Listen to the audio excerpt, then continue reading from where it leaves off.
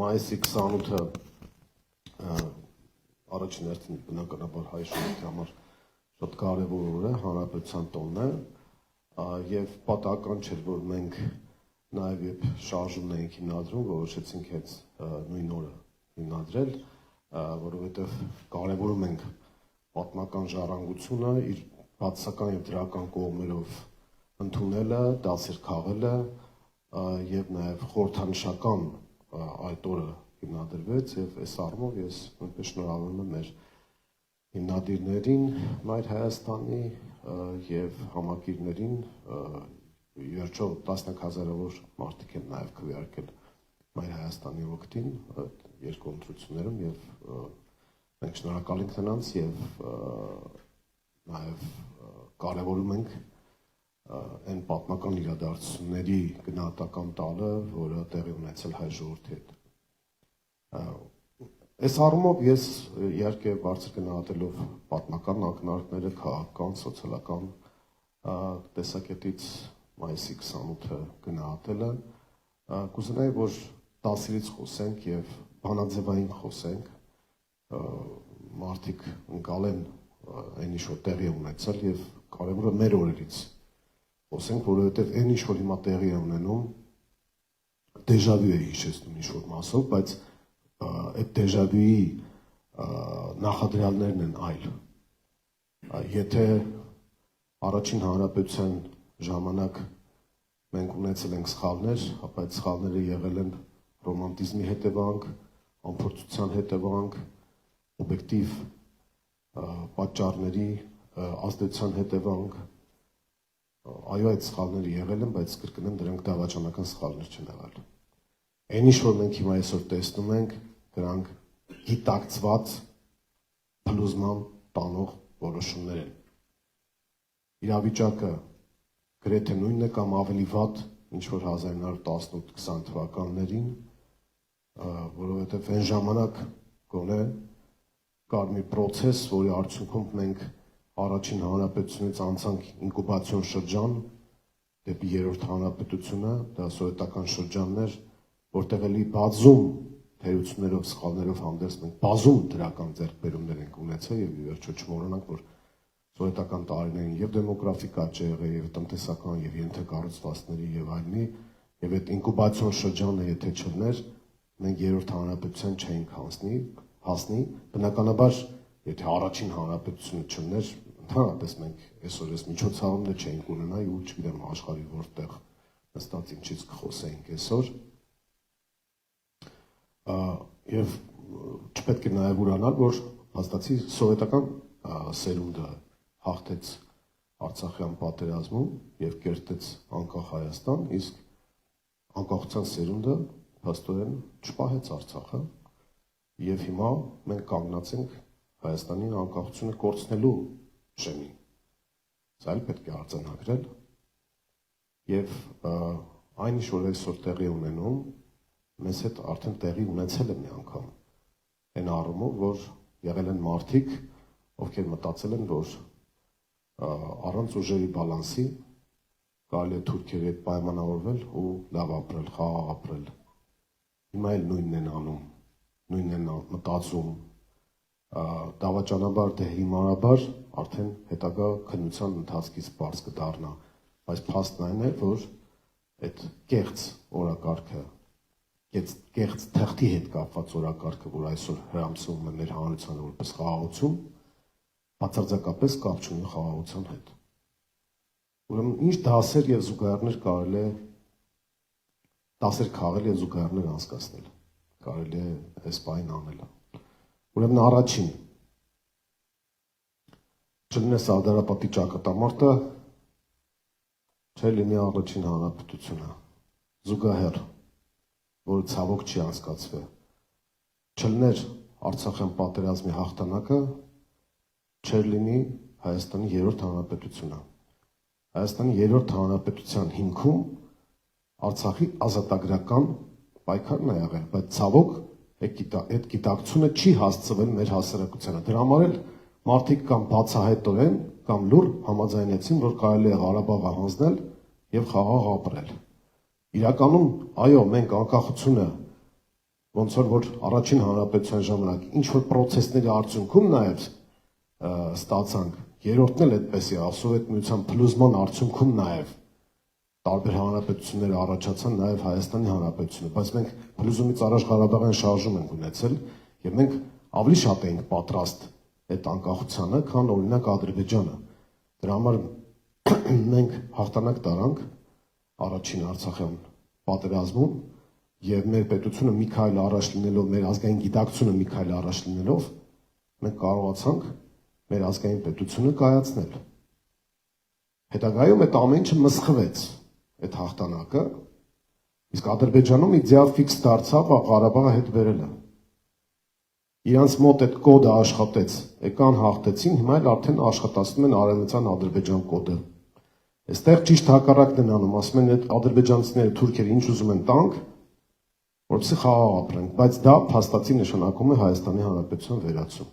Ուրեմն այդ դասերը չեն քաղավել, որ Սարդարապատը մեր այսօրվա, դա 90-ականների սկզբի Արցախյան պատերազմն էր։ Դաս համար 2 եւ էլի զուգահեռ։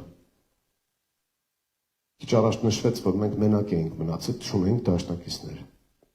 Մենակ մնալը ոչ թե ինքնիշխանության, ոչ թե հպարտության առիթ պետք է տա, այլ դա հիմարության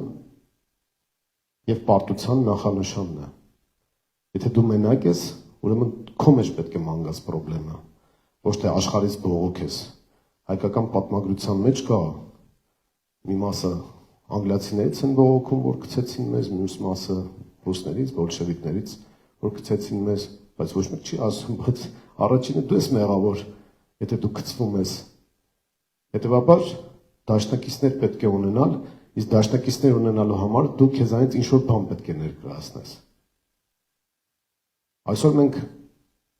օբյեկտիվ կամ սուբյեկտիվ հանգամանքներից ելնելով ունենք դժգոհություն Ռուսաստանից։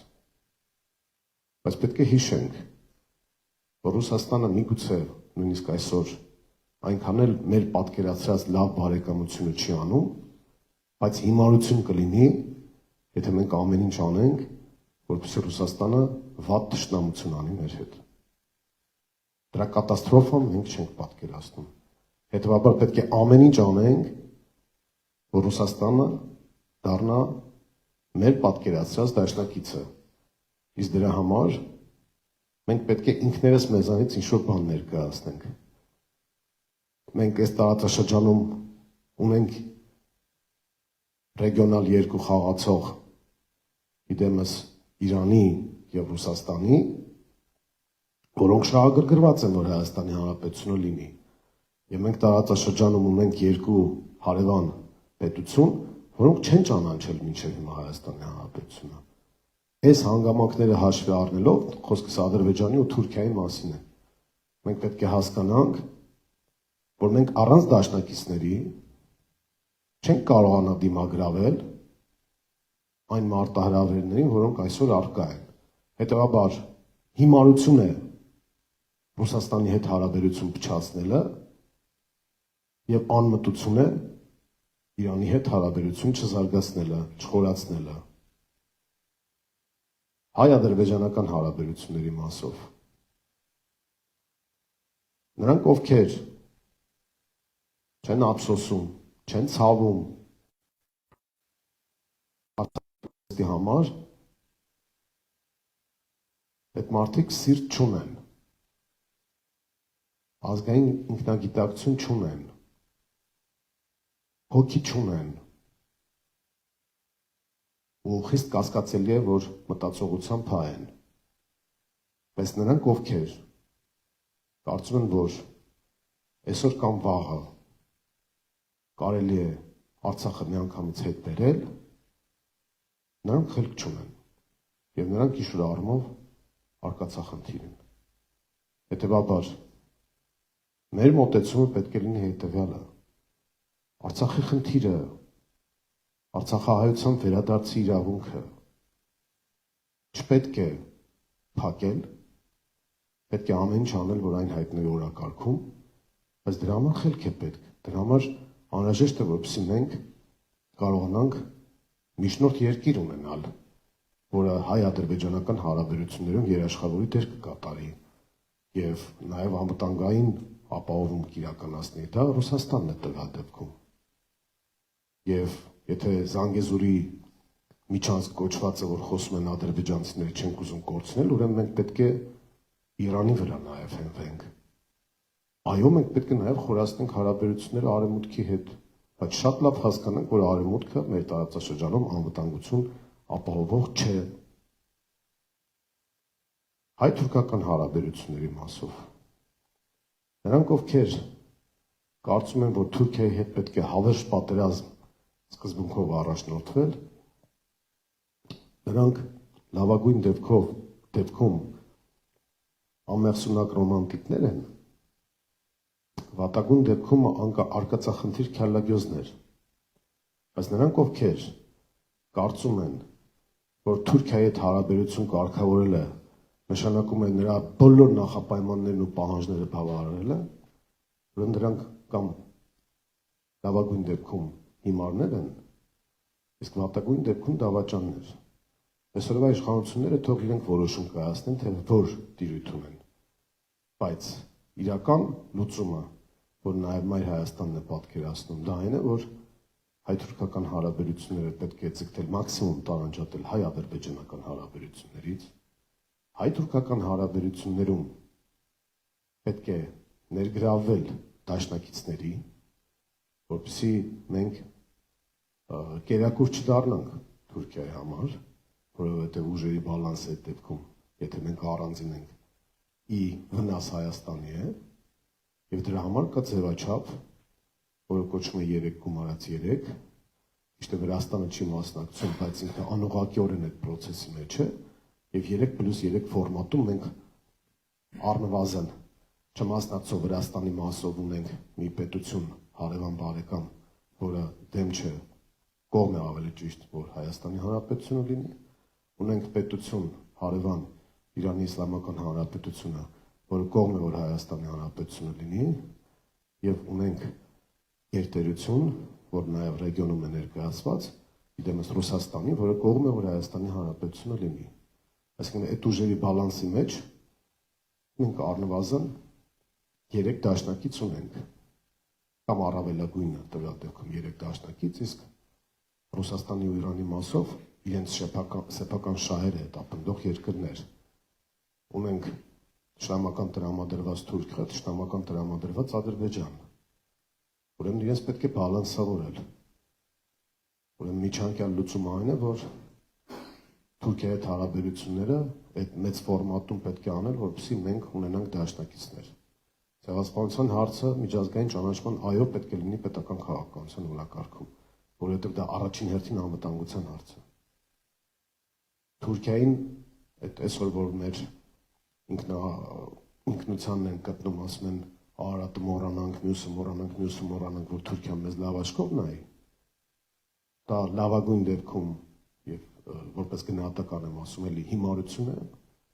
վատագույն դեպքում դավաճանություն։ Մենք ոչ մեկս չենք ասում վաղ գնանք Արարատ դերը հետ բերենք, բայց ոչ մեկ մեզ այն չի կարող խլել մեր պատմությունն ինքնությունը։ Ի վերջո հայտնի ձևակերպում կա, չէ՞, երբ որ թուրքերը ժամանակին ասեն, ինչի է սովետական Հայաստանի ատրիբուտիկայի մեջ Արարատ լեռը, չէ՞ որ դա Թուրքիային է պատկանում,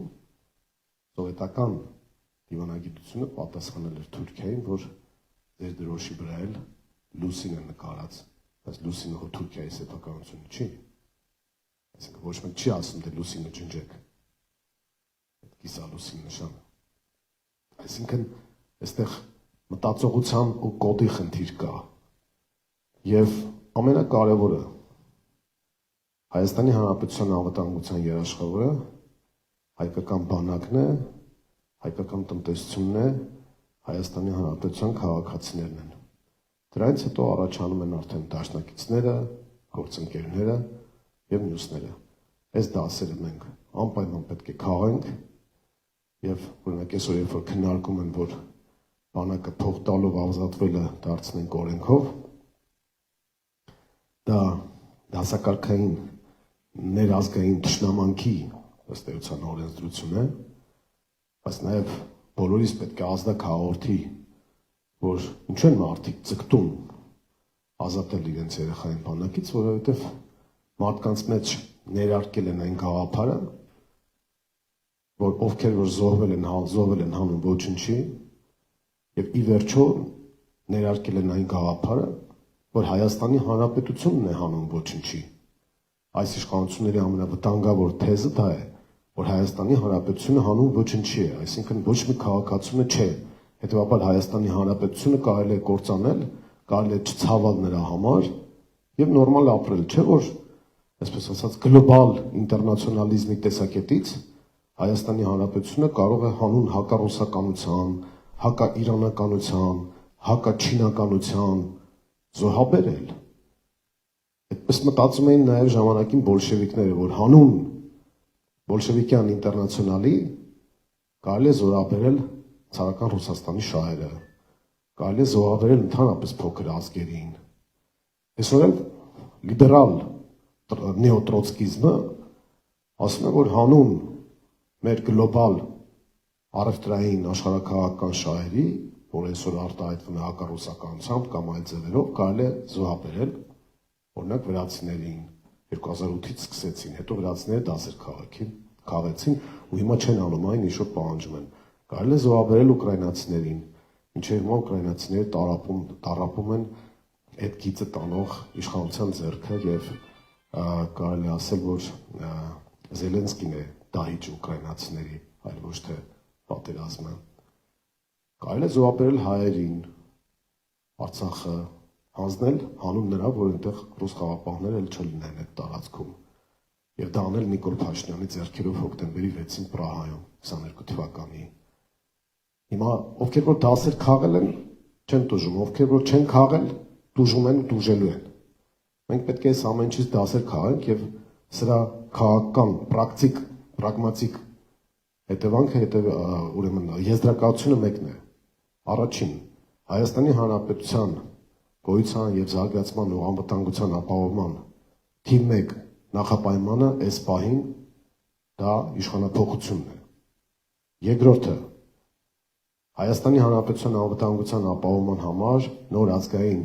իշխանության ձևավորումը պետք է լինի, որը պետք է կարողանա վերականգնել հարաբերությունները Ռուսաստանի հետ, խորացնել հարաբերությունները Իրանի հետ, արդյունավետ կոոպերացիա իրականացնել Վրաստանի հետ եւ նորմալ գործընկերային հարաբերություններ ունենալ Արևմուտքի հետ։ Այս պայմաններում հնարավոր կլինի գտնել բանաձևը հայ-ադրբեջանական հարաբերություններում,